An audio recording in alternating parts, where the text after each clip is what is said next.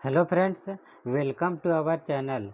जैसा कि आप लोग अपने पॉलिटेक्निक का तैयारी बहुत ही बेहतरीन तरीके से कर रहे होंगे और आपके तैयारी को और बेहतर बनाने के लिए मैं लगातार वीडियो श्रृंखला को लेकर आ रहा हूं। और हम बल और गति चैप्टर का एक MCQ क्वेश्चन लेकर आए हुए हैं।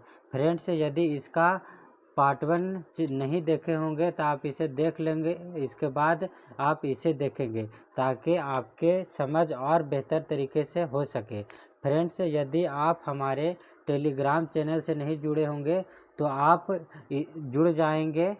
तो चलिए आइए वीडियो की शुरुआत करते हैं। तो पहला क्वेश्चन है, बल लगाने से निम्नलिखित में से कौन सी घटना घटित हो सकती है। तो कौन सी घटना घटित हो सकती है? रुकी हुई वस्तु में गति आ सकती है, गतिशील वस्तु को रोकी जा सकती है, या वस्तु की आकृति बदली जा सकती है। तो इसका सही आंसर क्या हो जाएगा? इसका सही आंसर हो जाएगा सभी।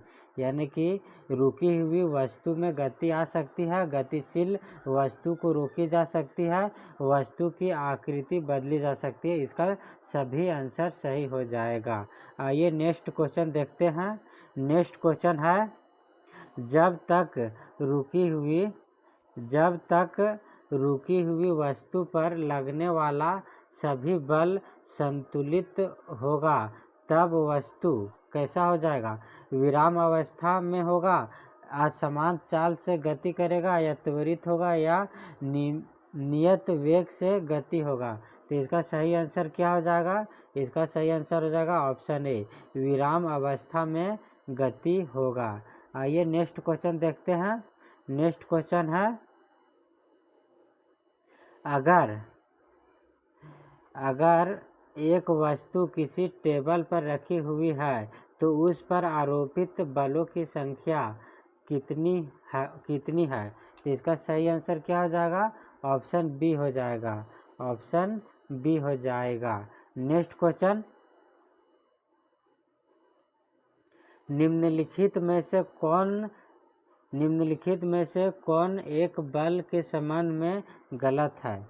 तो इसका सही गलत कौन सा हो जाएगा? ऑप्शन डी हो जाएगा। इसका विमी सूत्र MLT⁻⁻1 नहीं होगा। बाकी ये तीनों जो ऑप्शन है वह सही है। इसका सीजियस यूनिट डाइन होता है, या एक सदिश राशि है, या एक प्रकार का धक्का या खिंचाव है। आइए नेक्स्ट क्वेश्चन देखते हैं। नेक्स्ट क्वेश्चन है, बल बराबर क्या होता है? तो फोर्स बराबर बल बराबर क्या होता है? तो बल बराबर होता है F=m×a होता है, यानी कि मास इंटू एक्सेलरेशन, यानी द्रव्यमान इंटू त्वरण। इसका सही आंसर क्या हो जाएगा? ऑप्शन बी हो जाएगा। आइए नेक्स्ट क्वेश्चन देखते हैं। नेक्स्ट क्वेश्चन है, जमीन पर रखे किसी बक्से पर विपरीत दिशा में दो अलग अलग बल 5 न्यूटन और 10 न्यूटन का लग रहा है। तो निम्नलिखित में से कौन सत्य होगा? तो इसका सत्य कौन सा होगा? क्या वस्तु पर कुल 2 आरोपित बल होगा, वस्तु पर कुल 4 बल आरोपित होगा, वस्तु पर कुल 15 न्यूटन का बल आरोपित होगा, या वस्तु पर कुल 5 न्यूटन का बल आरोपित होगा?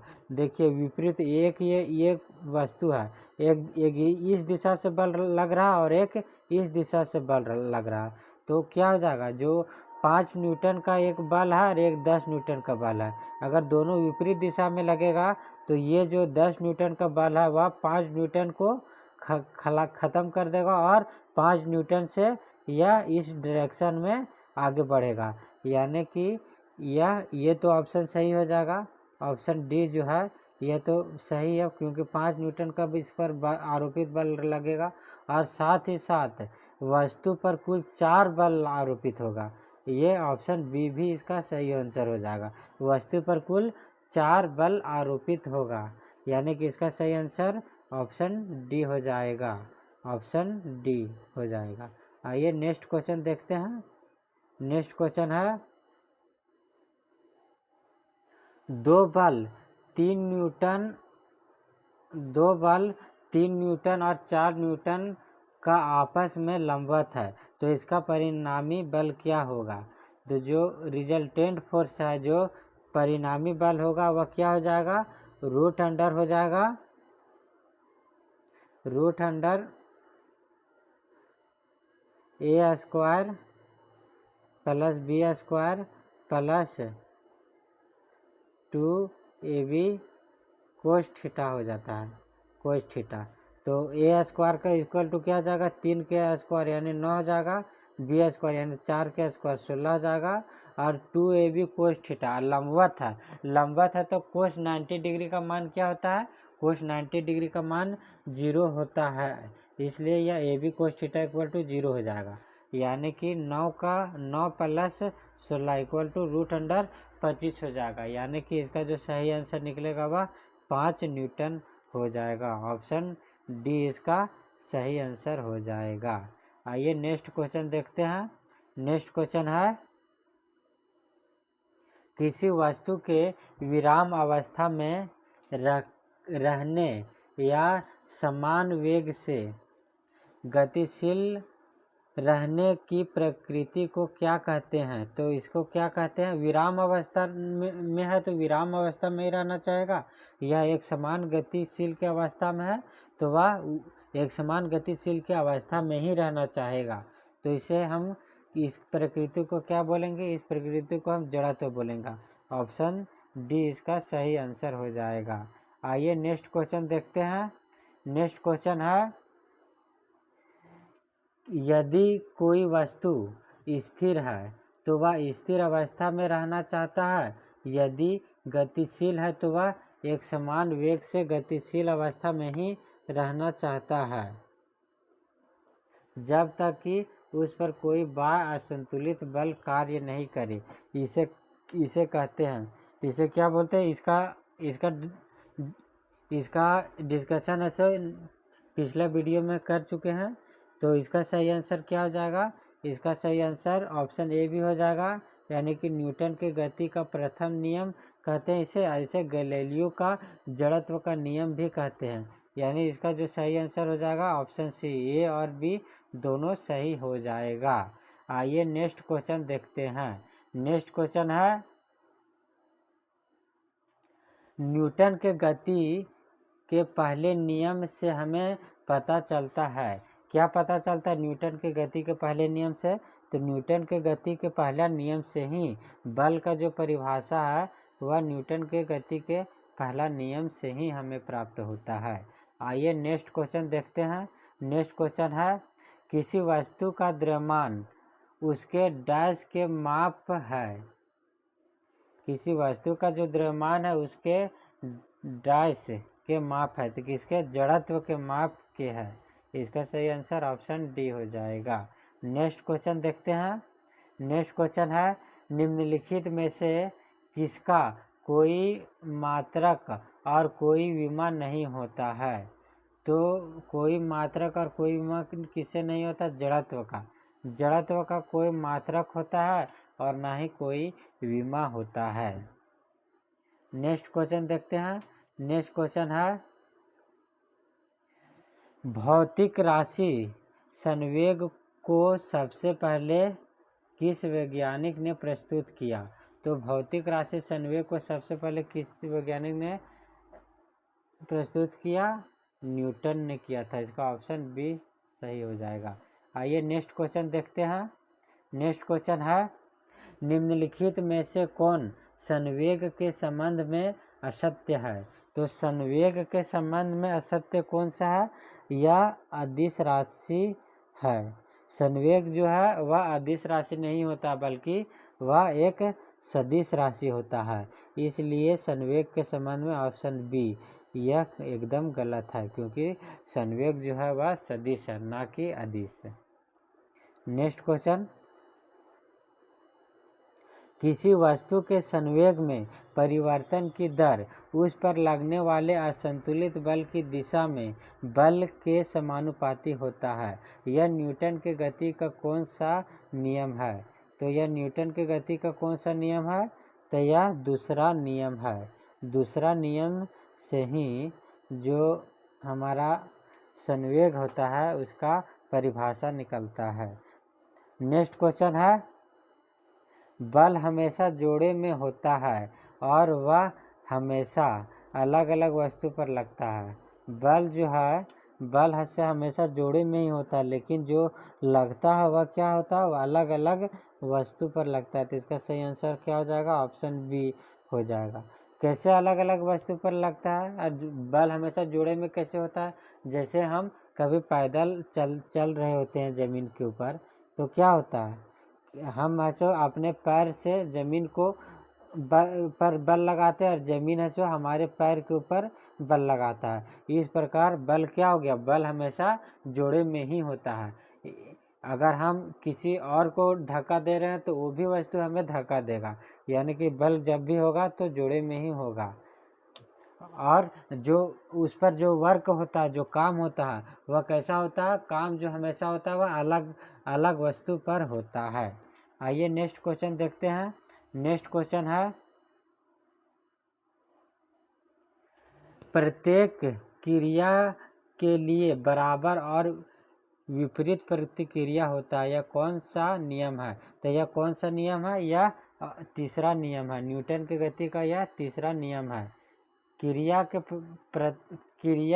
के विपरीत प्रतिक्रिया होता है और उसके बराबर प्रतिक्रिया होता है। जैसे में कोई रॉकेट जब आसमान में उड़ता है तो क्या होता है कि बल तो ऊपर लगता है, लेकिन वह नीचे की भी और नीचे के डायरेक्शन में वह धुआं फेंकता है, और उसको जो बल लगता है वह ऊपर के दिशा में लगता है। तो इसका सही आंसर ऑप्शन सी हो जाएगा। न्यूटन की गति का यह तीसरा नियम है। नेक्स्ट क्वेश्चन आइए देखते हैं। यदि मेज पर रखी एक गुटखा जो कि विराम अवस्था में है, एक गुटखा जो कि विराम अवस्था में है पर दो अलग अलग बल लग रहा है, एक पृथ्वी के गुरुत्वाकर्षण बल और दूसरा मेज के फर्श पर अभिलंब बल, तो निम्नलिखित में से कौन सा सत्य होगा। तो कौन सा सत्य है, निम्नलिखित में से कौन सा, दोनों बल क्रिया प्रतिक्रिया युगल है, दोनों बल क्रिया प्रतिक्रिया युगल नहीं है, दोनों बल एक ही वस्तु पर लग रहा है, दोनों बल का परिणाम अलग अलग है। तो ये तो ऑप्शन डी, ऑप्शन सी और ऑप्शन ई, ये तो तीनों गलत हो जाएगा, क्योंकि दोनों बल एक ही दिशा में नहीं लग रहा है, दोनों तो विपरीत दिशा में बल लग रहा है। दोनों बल क्रिया और प्रतिक्रिया युगल है क्या, दोनों एक ही है, नहीं, दोनों अलग अलग है। इसका सही आंसर ऑप्शन बी हो जाएगा, ऑप्शन बी हो जाएगा। नेक्स्ट क्वेश्चन देखते हैं। नेक्स्ट क्वेश्चन है, घड़ी के मिनट सुई के टिप की गति को देखते हुए बजाय 1 घंटा में क्या होता है, विस्थापन शून्य होगा या दूरी शून्य होगा या औसत चाल शून्य होगा या औसत वेग शून्य होगा। तो इसका सही आंसर क्या हो जाएगा, इसका सही आंसर हो जाएगा पहला तो यह विराम अवस्था में होगा और इसका चौथा औसत वेग शून्य हो जाएगा, यानी कि ऑप्शन ए भी इसका सही है एंड ऑप्शन डी भी इसका सही है। तो इसका सही आंसर क्या हो जाएगा, ऑप्शन ए एंड बी इसका सही आंसर हो जाएगा, ए एंड बी। आइए नेक्स्ट क्वेश्चन देखते हैं। नेक्स्ट क्वेश्चन है, जब किसी यंत्र पर कोई बाह्य असंतुलित बल कार्य नहीं करता है तब निकाय का कुल संवेग नियत होता है। इस कथन को क्या कहते हैं, तो इस कथन को संवेग संरक्षण का नियम कहते हैं। ऑप्शन बी इसका सही आंसर हो जाएगा। आइए नेक्स्ट क्वेश्चन देखते हैं। संवेग संरक्षण नियम न्यूटन की गति के किस नियम पर आधारित है, तो किस नियम पर आधारित है, न्यूटन की गति के तीसरा नियम पर आधारित है। इसका सही आंसर ऑप्शन सी हो जाएगा। आइए नेक्स्ट क्वेश्चन देखते हैं। निम्नलिखित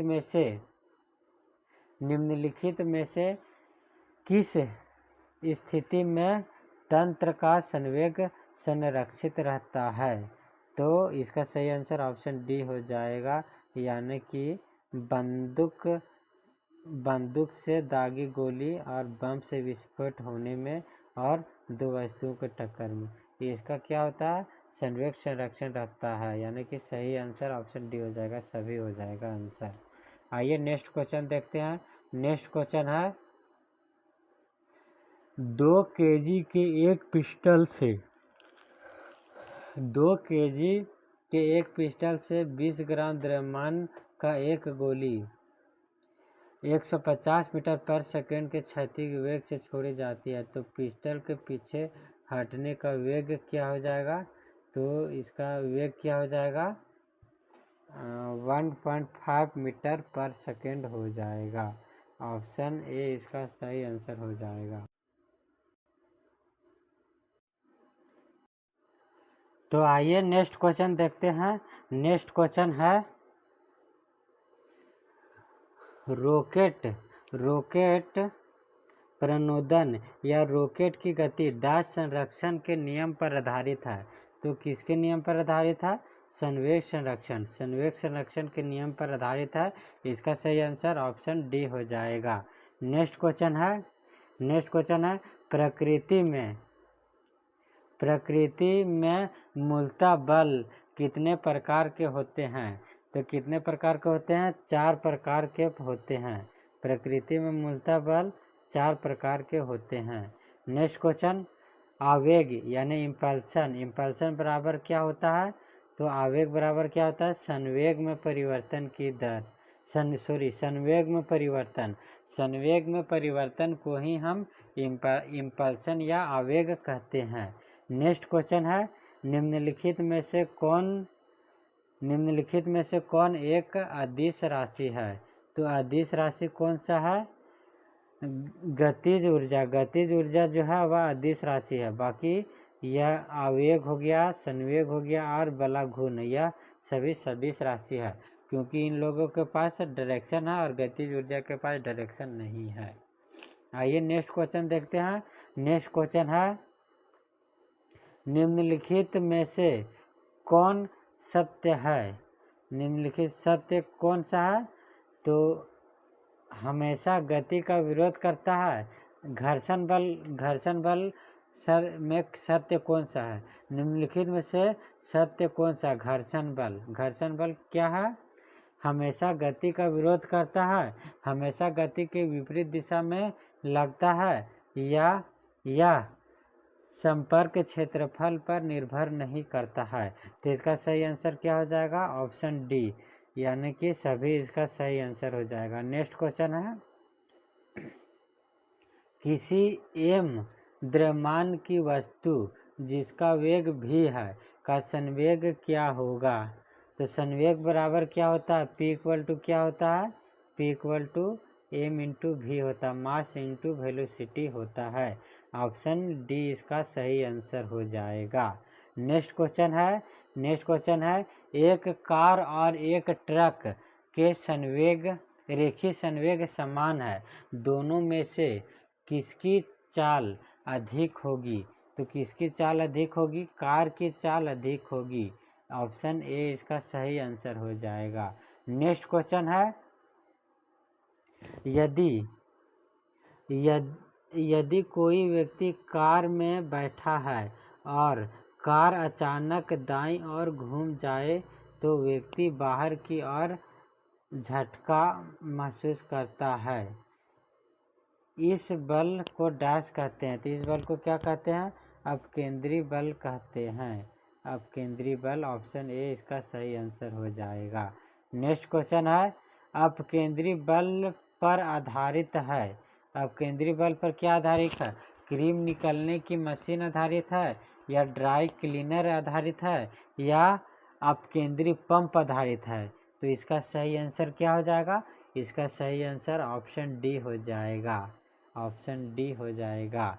नेक्स्ट क्वेश्चन लिफ्ट में बैठा हुआ व्यक्ति जब लिफ्ट में बैठा हुआ व्यक्ति कब अपना भार बढ़ा प्रतीत होता है? तो अपना भार कब बढ़ा प्रतीत होता है? जब वह ऊपर की ओर जा रहा होता है। यानी इसका सही आंसर ऑप्शन ए हो जाएगा। जब लिफ्ट में किसी व्यक्ति से किसी त्वरण से ऊपर जाएगा तो वह उसका भार अधिक महसूस होगा। नेक्स्ट क्वेश्चन है, नाभिकीय मूल कणों के बीच किस प्रकार का टक्कर होता है? तो नाभिकीय मूल कणों के बीच किस प्रकार का टक्कर होता है? तो इसका सही आंसर ऑप्शन ए हो जाएगा, पूर्णतः प्रत्यास्थ टक्कर, यानी कि परफेक्टली इलास्टिक कोलेजन इसका हो जाएगा सही आंसर। नेक्स्ट क्वेश्चन है, एक 2 kg द्रव्यमान की पिंड की चाल 10 सेकेंड में 2 मीटर पर सेकेंड से 10 मीटर पर सेकेंड हो जाता है, तो बल का परिणाम कितना होगा? तो इसका जो बल का परिणाम होगा वह 1.2 न्यूटन हो जाएगा। इसका सही आंसर बी हो जाएगा। नेक्स्ट क्वेश्चन है, निम्नलिखित में से कौन अपकेंद्री बल का सही सूत्र है? जहां m पिंड का द्रव्यमान और r वृत्त की त्रिज्या जिसका पिंड घूम रहा है, तो किस मोशन से घूम रहा है? तो इसका सही आंसर हो जाएगा ऑप्शन सी हो जाएगा, mv² बट्टा r। इसका सही आंसर हो जाएगा। नेक्स्ट क्वेश्चन है,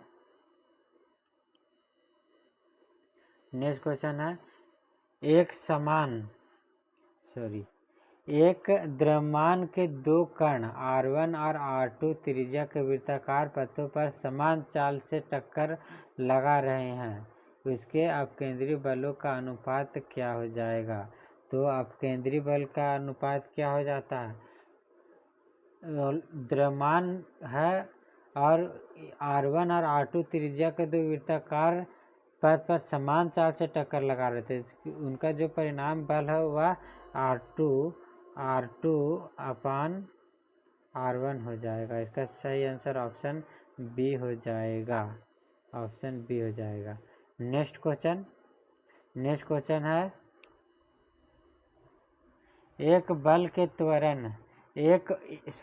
बल में त्वरण से भाग लेने पर क्या प्राप्त होता है? तो क्या प्राप्त होता है? द्रव्यमान प्राप्त होता है, ऑप्शन सी इसका सही आंसर हो जाएगा। नेक्स्ट क्वेश्चन है, निम्नलिखित में से किसका विमित सूत्र एक जैसा होता है? क्या चाल और वेग का विमित सूत्र एक जैसा होता है, या दूरी या विस्थापन का विमा सूत्र एक होता है, या कार्य और ऊर्जा का विमा सूत्र? तो इसका सही आंसर क्या हो जाएगा? ऑप्शन डी सभी, यानी चाल और वेग दोनों का जो विमित सूत्र है वह समान होगा। समान क्यों होगा?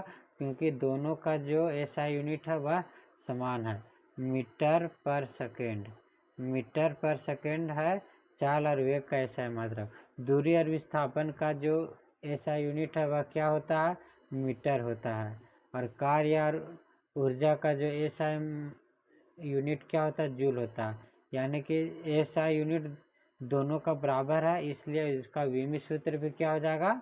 बराबर ही हो जाएगा। आइए नेक्स्ट क्वेश्चन देखते हैं। नेक्स्ट क्वेश्चन है, बलाघूर्ण यानी टॉर्क्यू का एसआई मात्रक क्या होता है? तो बलाघूर्ण यानी टॉर्क्यू का एसआई मात्रक क्या होता है? न्यूटन मीटर होता है। यानी इसका सही आंसर हो जाएगा ऑप्शन सी इसका सही आंसर हो जाएगा, न्यूटन मीटर। आइए नेक्स्ट क्वेश्चन देखते हैं। सड़क पर चलती बैलगाड़ी के पहिए की गति किसका उदाहरण है? तो किसका उदाहरण है? रूपांतरित और घूर्णन गति का उदाहरण है। आइए नेक्स्ट क्वेश्चन देखते हैं। नेक्स्ट क्वेश्चन है, पृथ्वी पर उस वस्तु का द्रव्यमान क्या होगा जिसका भार 196 kg मीटर पर सेकेंड स्क्वायर है? तो उसका सही आंसर क्या हो जाएगा? 20 kg हो जाएगा। ऑप्शन ए इसका सही आंसर हो जाएगा। आइए नेक्स्ट क्वेश्चन देखते हैं। नेक्स्ट क्वेश्चन है, निम्नलिखित में से कौन न्यूटन द्वारा लिखी एक प्रसिद्ध पुस्तक है? तो प्रसिद्ध पुस्तक न्यूटन द्वारा कौन सा हो जाएगा? प्रिंसिपिया। प्रिंसिपिया बुक है जो न्यूटन के द्वारा लिखा गया है। ऑप्शन बी इसका सही आंसर हो जाएगा। आइए नेक्स्ट क्वेश्चन देखते हैं। एक बम जिसका विस्फोट होती है तो छोटे छोटे टुकड़ों में टूट जाती है, टुकड़ों का कुल संवेग कितना होगा? तो कुल संवेग कितना हो जाएगा? 0 के बराबर हो जाएगा। आइए नेक्स्ट क्वेश्चन देखते हैं। नेक्स्ट क्वेश्चन है, जब एक गतिशील कार अचानक रुकती है तो वो उसमें बैठी यात्री आगे की ओर क्यों झुक जाती है? तो आगे की ओर क्यों झुक जाते हैं? न्यूटन के गति का प्रथम नियम के कारण, यानी कि जड़त्व के नियम के कारण। जड़त्व के नियम के कारण है सो यात्री जो है बस में या कार में बैठा हुआ रहता है तो वह जब ब्रेक लगता है अचानक से तो वह आगे की ओर। ऐसा क्यों होता है? क्योंकि जब ब्रेक लग रहा होता है तो उस समय हमारा जो शरीर है वह 2 पार्ट में बढ़ जाता है। नीचे का जो शरीर है वह ब्रेक लगने के साथ ही विरामावस्था में आ जाता है और ऊपर का जो भाग है वह गतिशील अवस्था में पहले था और वह गतिशील अवस्था में ही रहना चाह रहा है, इसीलिए वह आगे की ओर झुक जाता है। आइए नेक्स्ट क्वेश्चन देखते हैं। नेक्स्ट क्वेश्चन है, निम्नलिखित में से कौन असत्य है? औसत चाल कभी भी औसत वेग के परिणाम से छोटा नहीं हो सकता है। तो बिल्कुल सही बोल रहा, औसत चाल जो होगा औसत वेग से कभी छोटा नहीं होगा। नेक्स्ट क्वेश्चन नेक्स्ट ऑप्शन है, एक संभव है कि त्वरण 0 न हो लेकिन वेग का परिणाम नियत हो। तो ये तो सही आंसर हो जाएगा। यह संभव है कि वस्तु की चाल न बदले लेकिन वेग बदल जाए, यह भी सही। इसका सही आंसर असत्य हो जाएगा। ऑप्शन सी हो जाएगा। यह संभव है कि वस्तु की चाल बदल जाए लेकिन वेग न बदले। ऑप्शन सी इसका सही आंसर हो जाएगा। आइए नेक्स्ट क्वेश्चन देखते हैं। नेक्स्ट क्वेश्चन तो फ्रेंड्स आज हम ये 75 क्वेश्चन बल और गति चैप्टर से कंप्लीट हो चुका है। नेक्स्ट वीडियो में अगला चैप्टर लेकर आया जाएगा। फ्रेंड्स यदि हमारे वीडियो का कंटेंट अगर आप लोग को पसंद आ रहा होगा और हमारी मेहनत पसंद आ रही होगी तो आप लोग चैनल को सब्सक्राइब कर देंगे, वीडियो को लाइक करेंगे।